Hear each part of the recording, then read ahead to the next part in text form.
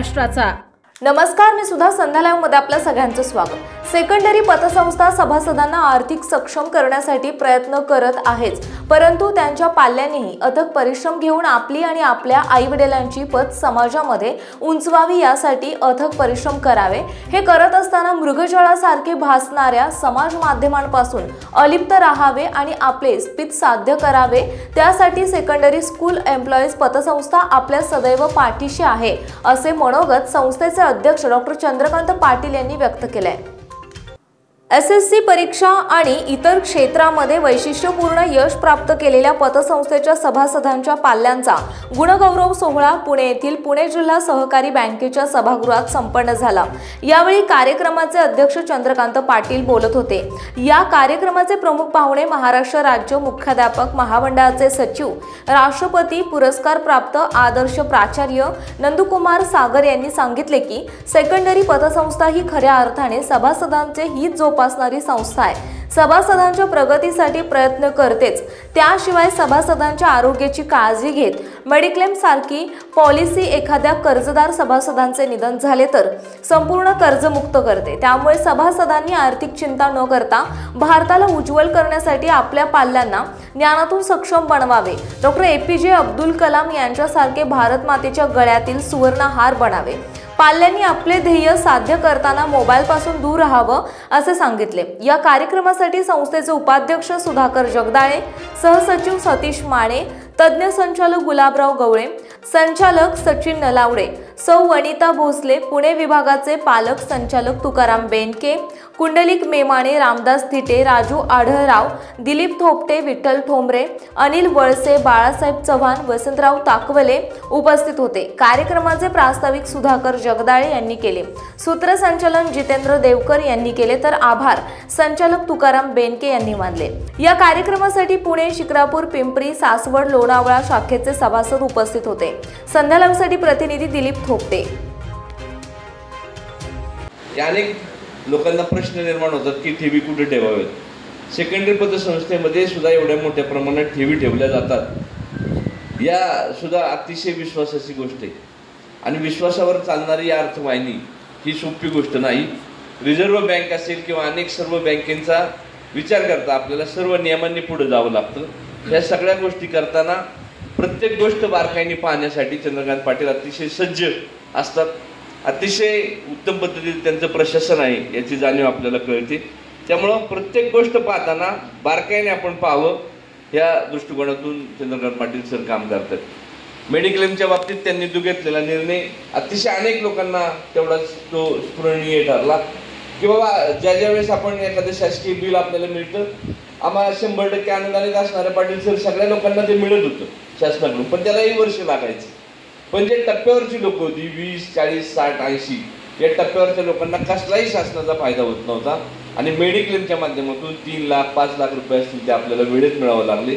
याचं एक सगळ्यात मोठं द्योतक म्हणजे सेकंडरी स्कूलने केलेली मेडिक्लेम योजना अतिशय ही आपल्यासाठी फलदायी ठरली।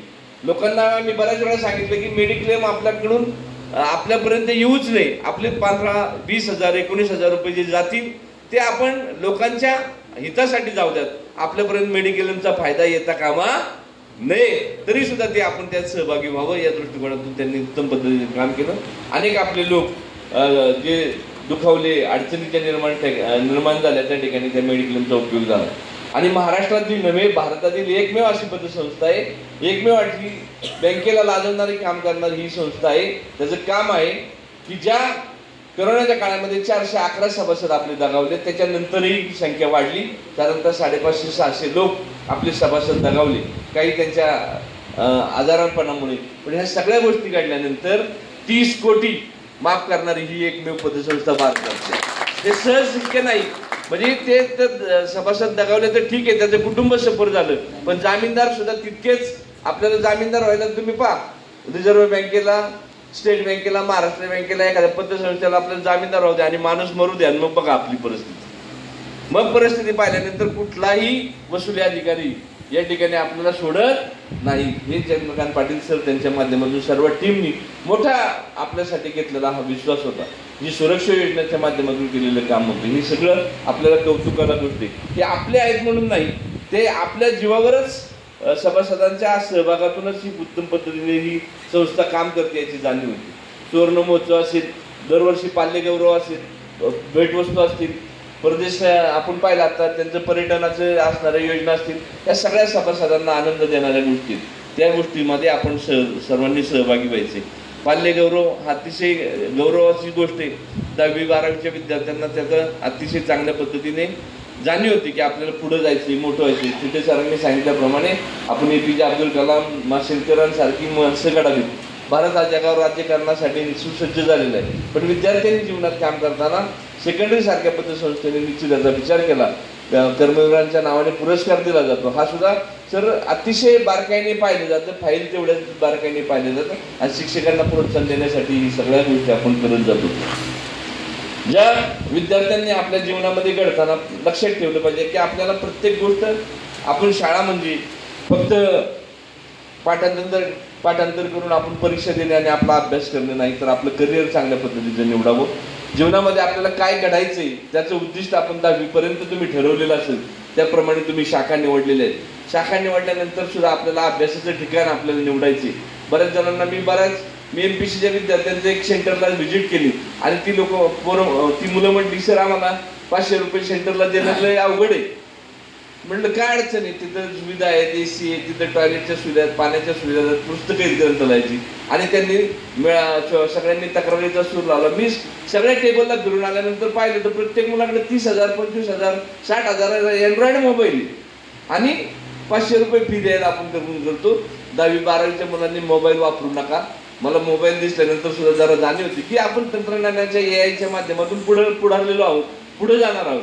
पण AI आलं तरी सुद्धा आपल्याला जीवनामध्ये आपल्या आई वडील आणि आपले शिक्षक हे आपल्या गुरुस्थानी असले पाहिजेत. मोबाईल आपला गुरु होऊ शकत नाही, त्याच्यात काहीच ज्ञान नाही. पण आपण काय करतोय, मोबाईल शिवाय आपल्याला करमत नाही अशी परिस्थिती आपण निर्माण केलेली.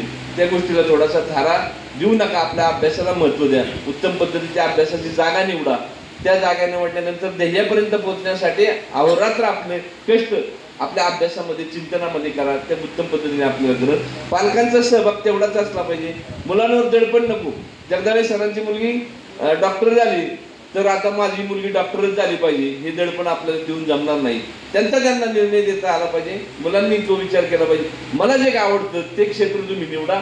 मी माझ्या जीवनामध्ये 8वीला ठरवलं होतं मला ड्रॉइंग शिक्षक व्हायचं, 8वीला. आणि मी सर त्या दृष्टीने करू. मी 10वीला वर्गामध्ये 3रा आलो तरी मी सुद्धा काय सायन्सला गेलो नाही गवडे सर. मी माझं ध्येय ठरवलं की त्या दृष्टीने जाता येतं आणि आपल्या निवडीचं क्षेत्र जर निवडलं तर उत्तम पद्धतीचं काम आपल्याला करता येतं. म्हणून तो विद्यार्थ्यांनी पालकांनी सुद्धा तसा दडपण देऊन आग्रह करून त्या विद्यार्थ्यांना दडपण देऊ नका. वाचनाचा संस्कार ठेवा.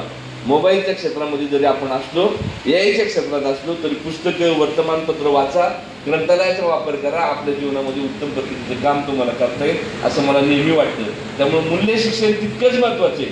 जगावर आपण राज्य करायला निघालोय तरी सुद्धा या उक्तीप्रमाणे आज 50 वर्षानंतर या समाजामध्ये शिक्षक आणि शिक्षकेतर कर्मचाऱ्यांचा आधारवड बनलेली ही संस्था, ज्यांची आपल्या 5व्या वेतन आयोगापर्यंत कुणाची समाजामध्ये पत नव्हती, शिक्षक शिक्षकेतर कर्मचाऱ्याला उभं केलं जात नव्हतं, एखादं कर्ज मिळवण्यासाठी 3-3 4-4 महिने हेलपाटे घालायला लागत होते.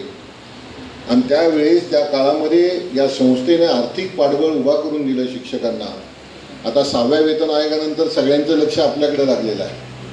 अनेक बँका आपल्या दारात येऊन उभा राहायला लागलेल्या आहेत, कारण आपला पगार दिसायला लागलेला आहे. त्यामध्ये राजकारणी लोकांना पण आता पगार दिसायला लागलेला आहे की शिक्षकांचा पगार एवढा झालेला आहे म्हणजे त्यांना काय काम असतं.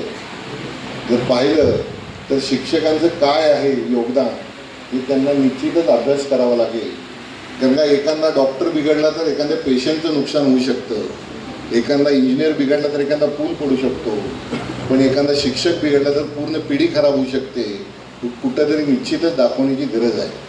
आपलं महत्त्व आपण कुठेतरी कमी करत चाललेलो आहोत. त्यामुळे आपण सगळ्यांनी संघटित होणं गरजेचं आहे. पण संघटना चालवत असताना आपण वेगवेगळी उदाहरणं देऊ शकतो की समिती नेमलेली, समितीचं काम चालू आहे, अभ्यास वर्ग आहे, अशा पद्धतीने आपण कारणं देऊ शकतो. पण आर्थिक संस्थेमध्ये काम करत असताना कोणत्याही कारणाचं पाठबळ लागत नाही. प्रत्येक रुपयाचा हिशोब देणं या संचालक मंडळाचं काम असतं आणि ते काम गेली आम्ही 50 वर्ष या ठिकाणी ही संस्था एकाच पॅनलवर एकाच या संचालक मंडळाच्या हाती देऊन ही 50 वर्ष संस्था काम करत आहे। अनेकांनी ही संस्था मिळवण्याचा प्रयत्न केला, मग भले राजकारणी पण त्यामध्ये होते, त्यामध्ये अनेक आमदारांनी या ठिकाणी उठाठेव करायचा प्रयत्न केला। ठीक आहे सर, माझं तर नेहमी वाक्य असतं, संस्थेत ज्याची ठेव नाही त्याला जास्त उठाठेव असते। म्हणजे संस्था बुडते का असं त्याचं मत असतं, पण काही बुडत नाही, कारण का कुणीही ठरवलं आपली पगारदार पतसंस्था आहे, बुडवायचं म्हटलं तरी बुडवू शकत नाही, कारण का 10,000च्या वर आपण कॅश देत नाही।